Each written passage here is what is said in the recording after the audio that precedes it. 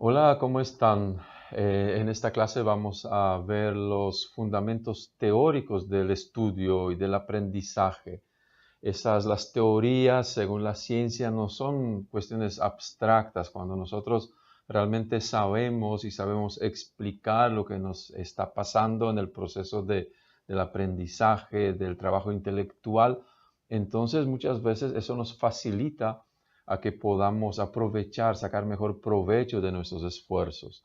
Así que hoy vamos a ver, en primer lugar, la conducta inteligente, en qué consiste, después algunos aspectos que intervienen en el proceso del trabajo intelectual, que es la percepción, la imaginación y la memoria.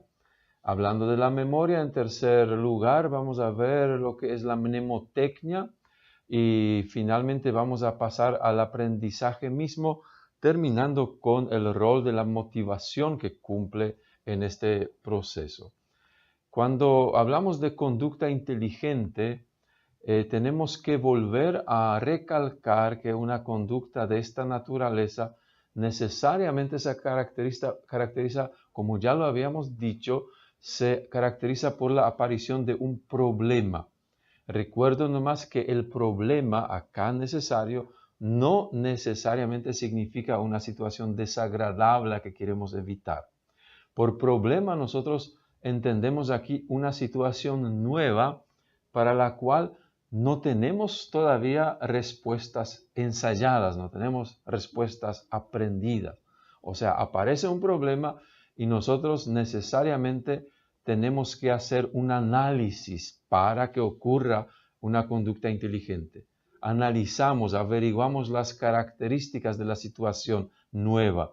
En segundo lugar, evaluamos la situación, consideramos las alternativas que tenemos para solucionar este problema. Y finalmente, el tercer punto de una conducta inteligente es la toma de decisión consciente. En esta última fase optamos por una respuesta analizada previamente, evaluada.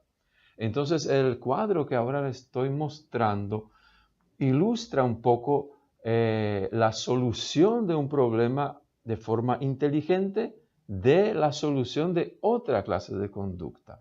Por ejemplo, una solución instintiva es la que genéticamente nosotros sin pensar reaccionamos y solucionamos. Por ejemplo, si percibimos que se nos cae un ladrillo del techo sobre nuestra cabeza, entonces difícilmente nosotros vamos ahí analizar el problema, no vamos también a perder tiempo en reflexionar sobre las posibles alternativas que tenemos, sino que instantáneamente, instintivamente también vamos a dar un paso atrás para que el ladrillo no se caiga sobre nuestra cabeza. Entonces, esta conducta no es inteligente, la conducta es instintiva.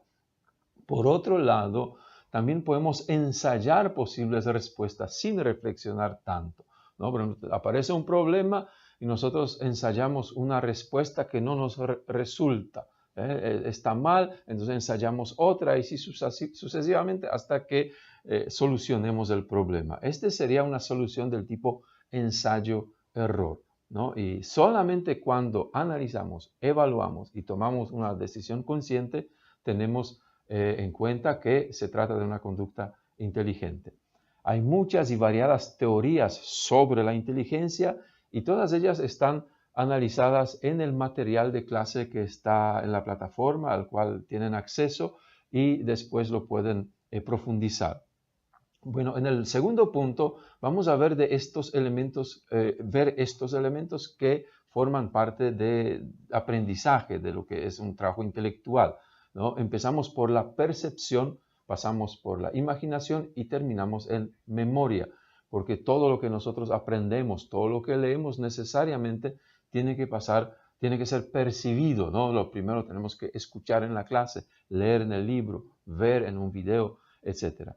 Entonces la percepción, la ciencia nos dice, según el esquema que ahora le estoy mostrando, no es algo tan simple como nosotros lo tenemos acostumbrado pensar, ¿no? Nosotros creemos que lo que nosotros, sujeto, en el cuadro se nota el sujeto, ve el mundo exterior. Nosotros creemos que lo que nosotros vemos es el mundo, es la realidad tal cual realmente es. Sin embargo, estamos muy equivocados porque lo que percibimos nosotros pasa por innumerables filtros, ¿no? En primer lugar, la atención nuestra es el primer filtro. Cuando nosotros vemos el mundo, la realidad, hay miles y miles de detalles que están a nuestro alrededor, ¿no? Escuchamos cientos de sonidos. Sin embargo, nuestra atención es la que selecciona aquellos sonidos, aquellas imágenes que nosotros realmente vamos a percibir. Luego los órganos sensoriales, la vista, el oído, el tacto, seleccionan. Nuestro cerebro es el otro filtro.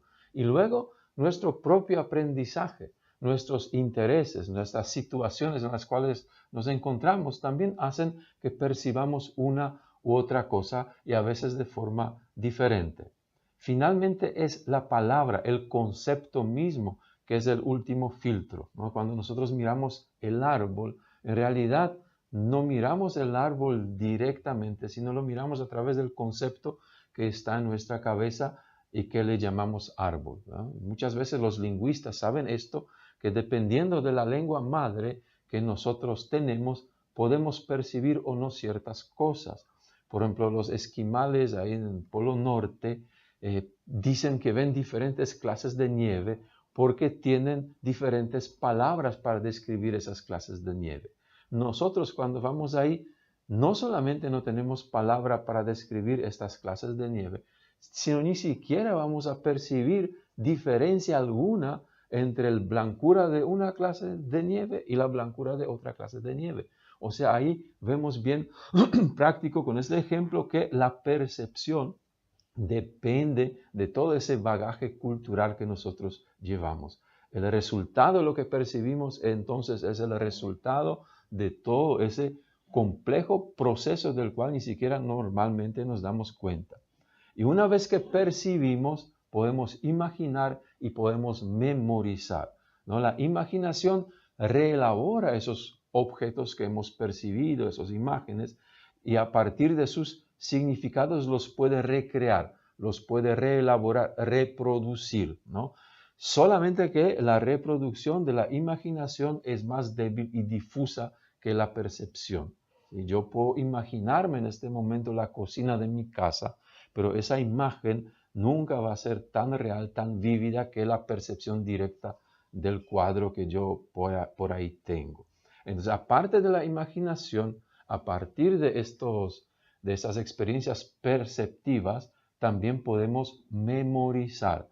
Y acá entra, obviamente, uno de los principales puntos importantes en el trabajo intelectual. Nosotros como académicos, estudiantes universitarios, estamos destinados a memorizar cosas, ¿no? Sin una correcta memorización no vamos a pasar ningún examen, tampoco vamos a ser profesionales eficientes.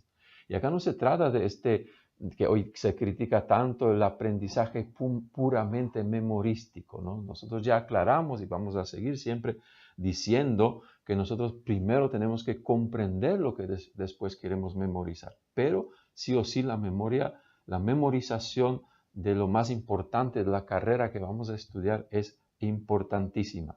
Entonces, hablando de la memoria, el tercer punto de esta clase versa sobre la mnemotecnia. Bueno, antes de pasar la mnemotecnia, alguien quisiera decir que la memoria tiene como tres fases que vale la pena también recordar, ¿no? La primera fase es la memoria que se llama inmediata, es la memoria que sigue la percepción, inmediatamente, dura como medio segundo. Es la memoria que nos permite entender lo que estamos percibiendo, la información que estamos recibiendo, ¿sí? Esta memoria está seguida por una memoria a corto plazo. Ese corto plazo, dicen los psicólogos, que dura hasta 30 segundos. O sea, la información se fija, pero durante un tiempo fijo, un tiempo limitado. A partir de esos 30 segundos, la información que se fija en nuestra mente, en nuestro cerebro, dice que es ya una fijación permanente. En otras palabras, lo que nosotros recordamos después de los 30 segundos ya se fija por siempre en nuestra mente, en nuestra memoria. Bueno, pueden decir, pero ¿cómo? ¿Acaso no olvidamos? ¿Acaso podemos recordar toda la vida lo que aprendimos? Bueno, la respuesta es que una cosa es que la información se fije en nuestro cerebro y otra cosa es el mecanismo del olvido, ¿sí? Nosotros podemos olvidar, pero esto no quita que la información sigue siendo presente en alguna parte de nuestro cerebro y en algún momento dado la podemos recuperar y la podemos recordar. Ahora, el mecanismo del olvido es uno de los mecanismos más estudiados, pero menos comprendidos todavía por los psicólogos. Hay diferentes teorías sobre el olvido y yo les remito al material de la clase, pero realmente a ciencia cierta no sabemos por qué olvidamos. Lo único que sabemos es que es necesario olvidar, porque si no olvidásemos nada, si recordásemos todo lo que pasa, nuestra vida sería realmente insufrible. Ahora, cuando hablamos de memoria y hablamos del olvido, surge la idea de mnemotecnia que acabo de mencionar antes, ¿no? Mnemotecnia son las técnicas, algunos lo definen como arte, que procuran aumentar la capacidad y el alcance de nuestra memoria. Esas técnicas no son recetas infalibles que nos van a ayudar de un día a otro a aumentar milagrosamente nuestra retención de información, sino que son ejercicios que sistematizan, clasifican, asocian ideas y que si las ejercitamos, esas técnicas, a la larga vamos a aumentar la capacidad de recordar la información. Entonces, en este momento yo les quiero remitir otra vez al material de clase porque ahí van a encontrar una serie de técnicas que, si las ponen en práctica, van a facilitarles la memorización de la información para los exámenes y después la memorización de la información para ejercer dignamente su profesión. Bueno, en el cuarto punto llegamos ahora al tema central, el tema de aprendizaje, porque todo eso se trata, ¿no? Todos son previas para aprender algo. El trabajo intelectual consiste en aprender. El aprendizaje se define como un cambio relativamente permanente, ¿no? No es permanente, no es para siempre ese aprendizaje, pero tampoco es un cambio repentino, sino es relativamente permanente que hace que nuestro comportamiento ocurre una nueva conducta a causa de ese aprendizaje, ¿no? A causa de la práctica ocurre una nueva forma de comportarse.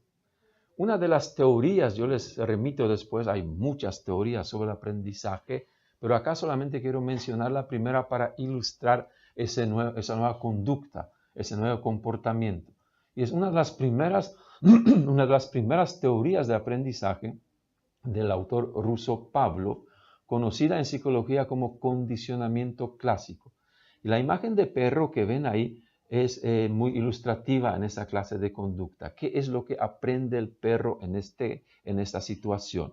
Ustedes saben bien que el perro saliva cada vez que siente que se le acerca una comida. Entonces la comida en esta clase de experimento se llama estímulo incondicionado. Es incondicionado porque siempre el perro por naturaleza saliva, no hace falta que aprenda a hacerlo, es algo que no tiene condición, no necesita condición. Ahora, hacer que el perro salive al sonido de la campana sería algo extraño. Por eso el sonido de la campana en este experimento se llama estímulo condicionado. Entonces, en el experimento, por un tiempo determinado, se le acerca al perro la comida con el simultáneo sonido de la campanilla. O sea, cada vez que el perro come la comida que se le acerca, saliva por la comida, pero también a la vez escucha el sonido de la campana. Pasado cierto tiempo, por más que al perro no se le acerque la comida, con el simple sonido de la campanilla, el perro empieza a salivar. ¿Por qué? Porque tiene una respuesta condicionada. ¿Sí? Aprendió una conducta nueva. Aprendió a salivar a través de un estímulo condicionado, en este caso la campana. Bueno, obviamente se refiere a aprendizajes más simples, Los aprendizajes más complejos, como los que hacemos en la facultad, requieren de teorías más sofisticadas y esas teorías van a conocer también en el libro del material de la clase. Y termino con algo que es importantísimo para que nosotros podamos seguir aprendiendo, seguir trabajando intelectualmente, que es la motivación, ¿no? Sin la motivación es muy difícil lograr nuestras metas. Y la motivación se define como aquello que incita al organismo, como a nosotros, por ejemplo, a una acción determinada y continuarla. En nuestro caso, a empezar a estudiar y seguir estudiando, respondiendo a algunos estímulos externos. Y ahí vamos a ver la clasificación de los motivos que pueden ser extrínsecos quiere decir externos, y los motivos intrínsecos, que son motivos interiores, internos, ¿no? Hay muchas teorías motivacionales que también van a conocer en el libro, pero lo que más destaca, y con eso querría terminar, que entre estas dos clases de motivos, las que tendremos que cultivar siempre, son esos motivos internos o intrínsecos, ¿no? Porque los otros son estímulos y de los estímulos externos no siempre nosotros podemos encargarnos. Por ejemplo, si tus padres te ofrecen, cada vez que termines un semestre, te ofrecen una excursión o después de cada año exitoso en la facultad, ese sería un estímulo, un motivo exterior, ¿no? Como para estudiar. Pero si un año, un semestre no pueden ofrecerte esto, entonces el estímulo desaparece. Y si uno no tiene esas motivaciones intrínsecas, ¿no? Esas motivaciones internas, entonces va a ser difícil que progrese en su estudio y persevere. Bueno, y esta perseverancia y los éxitos en sus estudios les deseo terminando esta clase agradeciendo su atención.